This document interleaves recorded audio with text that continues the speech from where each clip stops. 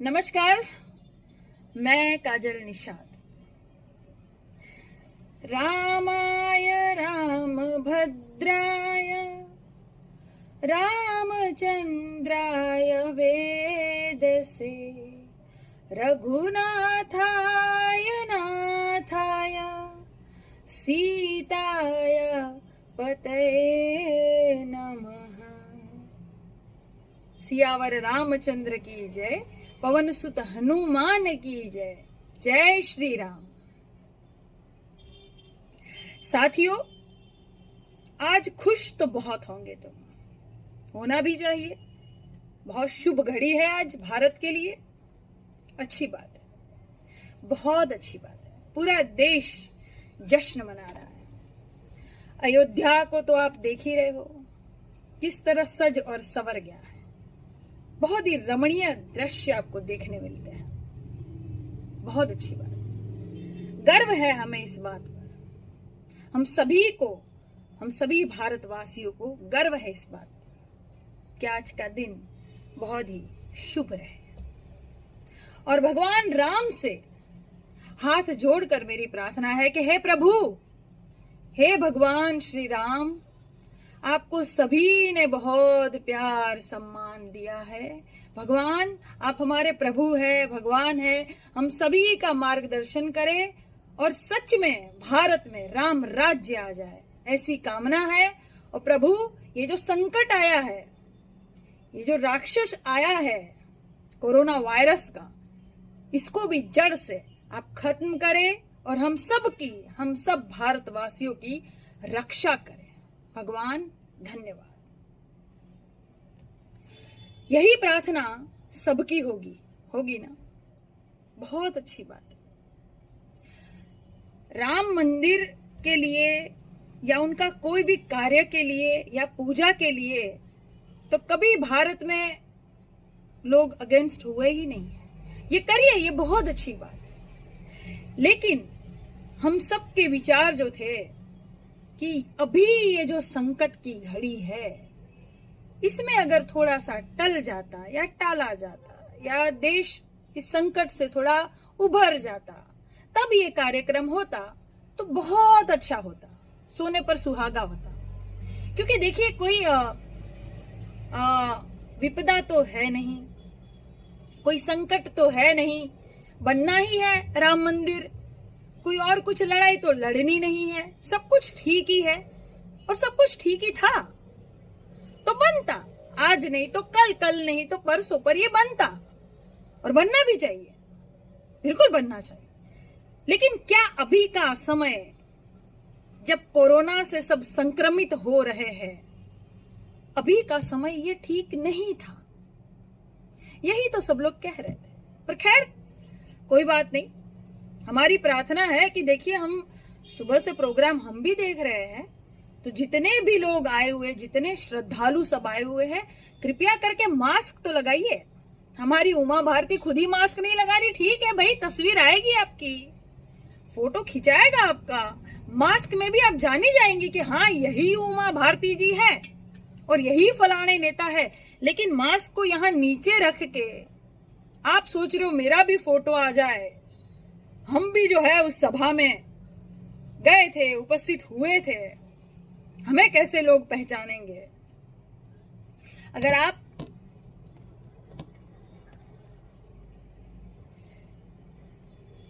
एक सेकेंड साथियों, हाँ माफ कीजिएगा, वो थोड़ा रुक गया था।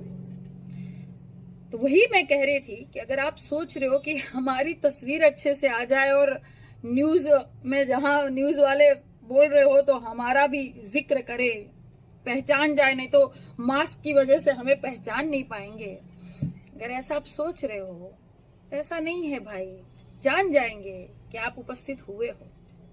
ठीक है, मास्क लगाइए, देह से दूरी बनाइए, कोरोना के ये जो संकट में जो नियम है उसके पालन कीजिए। नहीं तो होगा क्या कि ये शुभ घड़ी तो है, शुभ कार्य भी है, लेकिन इतने सारे संक्रमित लोग न हो जाए, इस शुभ कार्य को अशुभ कार्य में उसका परिवर्तन ना आ जाए, इस बात का सबको ख्याल रखना चाहिए। आप सभी लोग ये प्रोग्राम देख रहे होंगे, सभी जितने भारतवासी हैं बिल्कुल देख रहे होंगे, सभी खुश होंगे, है ना? सब खुश है, अच्छी बात है। लेकिन पत्रकार भाई जहां जहां जिसका इंटरव्यू ले रहा है उनको सामने से कह रहा है भैया मास्क तो पहन लो, अरे भैया मास्क तो पहन लो। अरे ये पत्रकार भाई क्यों बोलेगा? आप समझो ना, आप समझो कि मास्क पहनना जरूरी है, हमारा नाक मुंह ढकना जरूरी है। अगर हम कहीं भीड़ में हैं, अगर हम कहीं कुछ और लोगों के बीच में समूह में खड़े हैं तो ये जरूरी है, सीधी सी बात है। पर नियम का पालन यहां नहीं होगा। हे भगवान श्री राम, ये आपका शुभ कार्य है और हम चाहते हैं ये शुभ कार्य आगे भी ऐसा रहे। इस कार्य की वजह से कोई और संकट ना आ जाए। जिस तरह से मास्क नहीं पहन रहे और देह की दूरी भी ठीक से लोग नहीं बना रहे हैं, उसमें कहीं कहीं और ज्यादा संक्रमित लोग ना हो जाए, उसकी जरा ध्यान रखने की जरूरत है। क्योंकि ये घड़ी जो है वो ऐसी है कि शुभ भी है और कोरोना वायरस अशुभ भी है। उसमें जो है आपको थोड़ा चीजें देख के चलना पड़ेगा, ठीक? और दूसरी बात मैं आपको बता दूं कि खुश तो सभी है, लेकिन ऐसे भी बहुत लोग हैं जो ये धर्म कर्म से ऊपर उठकर इंसानियत की बात करते हैं, जो गंगा जमुनी तहजीब को इंसानियत के नाते देखते हैं, जो किसी धर्म कर्म को ना मानकर इंसानियत की मिसाल कायम करते हैं। ऐसे ही एक हमारे गोरखपुर के शख्स है जिनका नाम है इकबाल भाई, इकबाल अहमद जी उनका पूरा नाम है। इस इंसान ने इंसानियत की इतनी अच्छी मिसाल कायम की है। इस भाई ने, एक हिंदू परिवार था और उनका कोई सहारा नहीं था, बेचारे बहुत बेसहारा हो गए थे सब के सब। इनको छत दी, खुद के घर में पनाह दी, रहने के लिए छत दी, सारा खर्चा इकबाल भाई ने उठाया, जबकि वो परिवार हिंदू परिवार था। और उनकी 3 बेटियां, एक पूनम थी, सुमन थी और शीला थी। इन बेटियों का खर्चा, पढ़ाई लिखाई सब कुछ इकबाल भाई के परिवार से होता है। और पूनम की तो शादी भी इकबाल भाई के परिवार ने करवाई। यहां इन्होंने हिंदू मुस्लिम नहीं देखा, इंसानियत देखी, शादी भी करवाई। और फिर वो 3 बच्चियों की जो माताजी थी, उनकी दादी जी थी, जो महिला प्रमुख थी, घर की सदस्य, जो हिंदू थी, वो उनकी मृत्यु हो गई। मृत्यु जो हुई वो दिवाली के दिन हुई, शुभ दिन जो था उसमें उनकी मृत्यु हो गई। तो लोग कटने लगे, कह रहे ऐसी शुभ घड़ी में हम कैसे एक लाश को छू दें, अरे ये तो अशुभ हो जाएगा। लेकिन इकबाल भाई के परिवार ने ये नहीं सोचा और उन्होंने सारा इंतजाम किया, उनके अर्थी को कंधा भी दिया, उनकी चिता को वहां ले गए, शमशान घाट तक पहुंचाया, उनकी चिता को नमन भी किया, अच्छे से उनको विदा किया। ये होती है इंसानियत की एक मिसाल। कुछ हिंदू खुद ही जो कट रहे थे, सिकुड़ रहे थे नाक, कह रहे भैया इसे कैसे हम छुए लाश को, अरे हमारा शुभ दिन है, वहां इकबाल भाई क्या उसके परिवार ने ऐसा नहीं सोचा। ये होती है इंसानियत की मिसाल। और कुछ लोग सोचते हैं ये कर्म है और ये धर्म है, ये कर्म और धर्म से उठकर जो काम होता है ना, उसी को सच्चा धर्म कहते हैं, ठीक? और वही इकबाल भाई है। और एक और हबीब भाई भी थे, एक बच्ची बेचारी रास्ते में पड़ी मिली, उनको वो घर ले आए, उसको अच्छे से पाला पोसा, पुलिस में कंप्लेन भी की और उनके माँ बाप, फिर कुछ दिनों बाद उनके माँ बाप मिल गए, उनके माँ बाप को सौंप भी दिया, और वो हिंदू लड़की थी। तो इन्होंने ये नहीं सोचा कि अरे मैं तो मुसलमान हूं और ये हिंदू है, मुझे क्या लेना देना, कहीं पले बड़े, लेकिन ऐसा नहीं सोचा। ऐसे भी बहुत लोग हैं भाई, ऐसे हिंदू भाई भी बहुत है और मुसलमान भाई भी बहुत है जो इंसानियत का काम करते हैं। ये तेरा मेरा और हिंदू मुस्लिम नहीं करते हैं। मैंने पहले ही कहा कि कुछ लोग गलत हो सकते हैं, लेकिन इससे पूरा मजहब को आप बुरा नहीं बोल सकते। पूरे के पूरी कौम खराब नहीं होती है भाई, कुछ लोग होते हैं। लेकिन इन्हीं इकबाल भाई ने बहुत अच्छा एक हमें भेजा है लिखकर। उन्होंने ये कहा है, उनकी ये मांग है, और इकबाल भाई की और मुसलमान भाई बहनों की ये मांग है कि अयोध्या में ही बाबरी मस्जिद की जगह भी, मस्जिद की जमीन भी आवंटित किया गया है। और इस जगह तो एस इकबाल भाई और बाकी मुसलमान भाइयों की ये मांग है कि इसी जगह सुन्नी वक्फ बोर्ड से उसी जमीन पर छोटी सी मस्जिद और एक बड़ा सा हॉस्पिटल बने, ताकि जो गरीब मजलूम लोग हैं उनका इलाज फ्री में हो सके। ये संकट की घड़ी ने बहुत कुछ सिखा दिया है। इस संकट की घड़ी में कुछ गरीब मजलूम लोगों का इलाज हो सके, उनको बचाया जा सके, ये उनकी मांग है। क्या ये मांग अच्छी नहीं है? क्या आप लोग सब साथ दोगे इकबाल भाई का? बहुत अच्छी डिमांड उन्होंने की है कि छोटी सी मस्जिद हो लेकिन बड़ा सा एक अस्पताल हो। ये होती है इंसानियत। और भी आपको मैं अगर एक बात बता दूं तो आप कितने खुश हो जाते हो जब देश की बात आती है, जब धर्म की बात आती है। ठीक है, किसी ने कल लिखा था कि देश का रियल हीरो, देश असलियत में तो सिर्फ और सिर्फ देश के जवान ही देश की रक्षा कर रहे, बाकी कोई नहीं। ठीक है, बहुत अच्छी बात है, खुशी की बात है। आप और मैं गर्व से सीना तान के कह सकते कि हाँ, ये देश का मेरा जवान असली हीरो है। अगर कोई एक घर से एक जवान वहां खड़ा हो जाए तो आपको गर्व होता है कि अरे सीमा पर रक्षा कर रहा है मेरा भाई, चाहे वो बिहार से हो, पंजाब से हो, यूपी से हो, गुजरात से हो, कहीं से भी हो, भारतीय होता है वो। तो जवान खड़ा हो जाता है, आपका सीना चौड़ा हो जाता है, वाह मेरा भाई रक्षा करेगा। और फिर 5 एक साथ आ जाए जवान तो आप और भी सुरक्षित अपने आप को महसूस करते हो। और फिर 10 एक साथ आ जाए तो रक्षा करने आपकी, आप गदगद हो जाते हो, वाह कितने मेरे शेर भाई एक साथ 10 आ गए। और फिर 20 आ जाए तो, 30 आ जाए, 40 आ जाए तो आपके सब भाई रक्षा करने आपकी, आपको खुशी होगी, वाह मेरा भाई 40-45 भाई मेरे खड़े हो गए मेरे साथ देश की रक्षा करने के लिए। हमें गर्व होता है ना हमेशा। और इसी 40 से 45 भाइयों को एक साथ शहीद कर दिया जाए तो कैसा लगेगा आपको? हाँ, फरवरी की वो घटना तो आपको याद होगी ना, पुलवामा कांड जो हुआ था वो आपको याद होगा ना। कितने जवान एक साथ शहीद हो गए, कहां से आया इतना आरडीएक्स? कभी किसी ने सवाल पूछा या दब गया? इसकी जांच कौन करेगा? इसकी जांच भी तो होनी चाहिए ना। हाँ, क्योंकि हमें सबसे ज्यादा गर्व तो हमारे देश के जवान पर होता है ना। और उसी जवान को एक साथ शहीद कर दिया जाए तो कैसा लगता है आपको? खून नहीं खौलता आपका? खून खौलता है आपका? जांच कौन करेगा इसकी?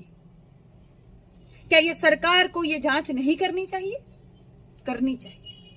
तो मैं कहती हूं कि पुलवामा कांड की भी जांच हो अच्छे से, और जैसे हमारा भाई सुशांत सिंह राजपूत की हत्या का भी जांच होना चाहिए, क्योंकि वो रियल हीरो है। रियल यानी सिनेमा हीरो, और रियल हीरो यानी हमारे देश के जवान।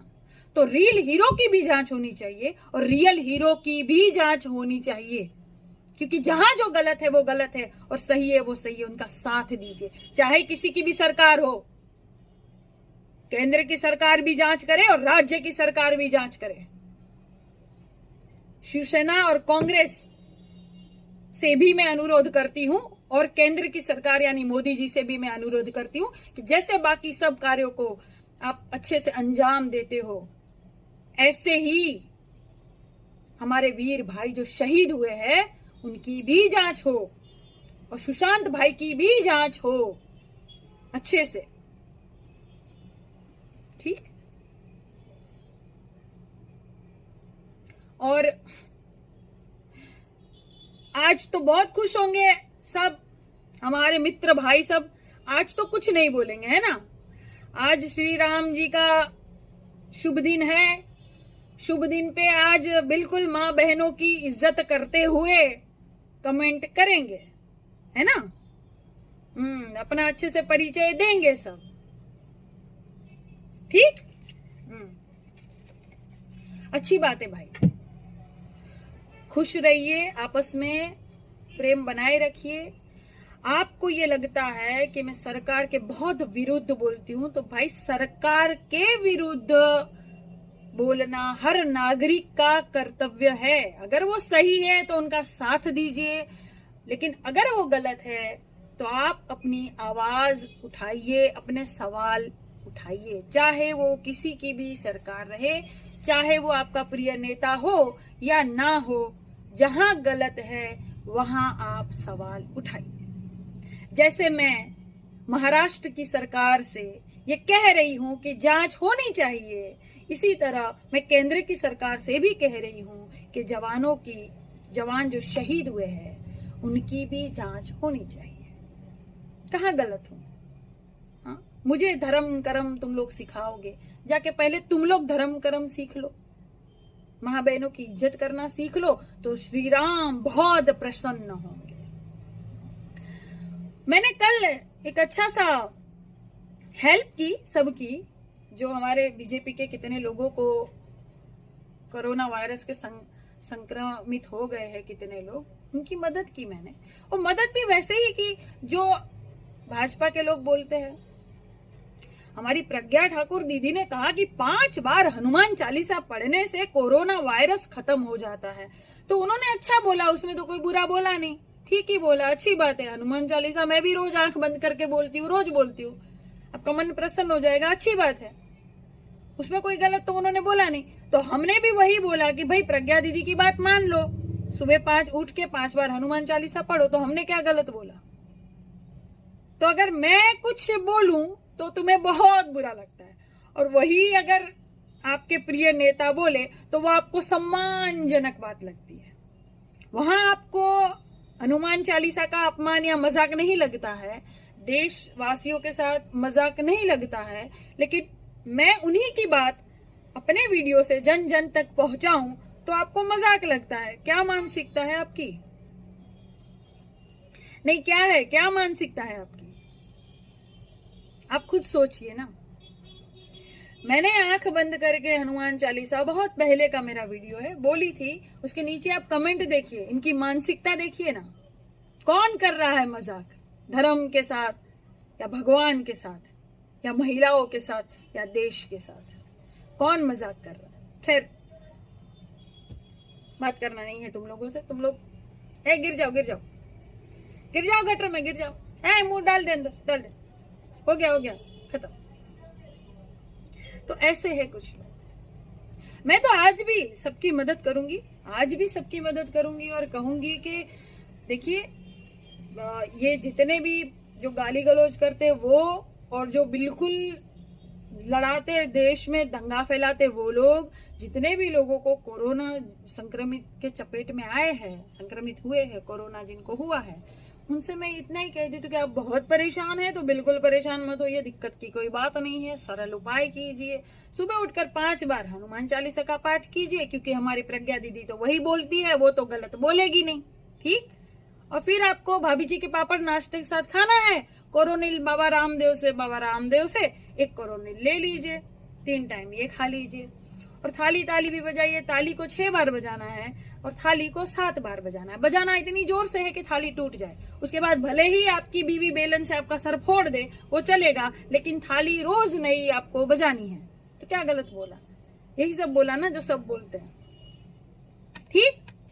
हाँ, ये सब आप करते रहिए, आप बहुत जल्दी कोरोना वायरस खत्म हो जाएगा और बहुत ही जल्दी आप ठीक हो जाएंगे। तो क्या गलत बोला? आपकी मदद की ना, आपको आशीर्वाद दे रही हूं, आपकी रक्षा के लिए उपाय ढूंढ रही हूं मैं, तो मैंने क्या गलत बोल दिया भाई? ठीक। और एक बात मैं आप सबको बता दूं, हाँ बता देती हूँ कि एक वीडियो जो बहुत ही बढ़िया आने वाला है, उस सबका वो वीडियो का इंतजार आप सबको बेसब्री से जो था, वो वीडियो बहुत जल्द बनने वाला है। क्योंकि जिन लोगों की एफआईआर हमने करवाई है, बहुत से लोग एफआईआर करवाई है, उनको कितने लोगों को जब अफसरों ने फोन किया तो वो सीधा कह रहे वो तो हमारी बहन है, हमने तो कुछ बोला नहीं है। अरे स्क्रीनशॉट है हमारे पास, सबूत है तुम्हारे, कैसे तुमने कुछ बोला नहीं है? आओ ये आएंगे, ये सामने आएंगे, और वो वाला वीडियो आप सबको बेसब्री से इंतजार जो होगा ना, वो वीडियो बहुत जल्द आने वाला है, बहुत जल्द। ठीक, चलिए, धन्यवाद। जय श्री राम।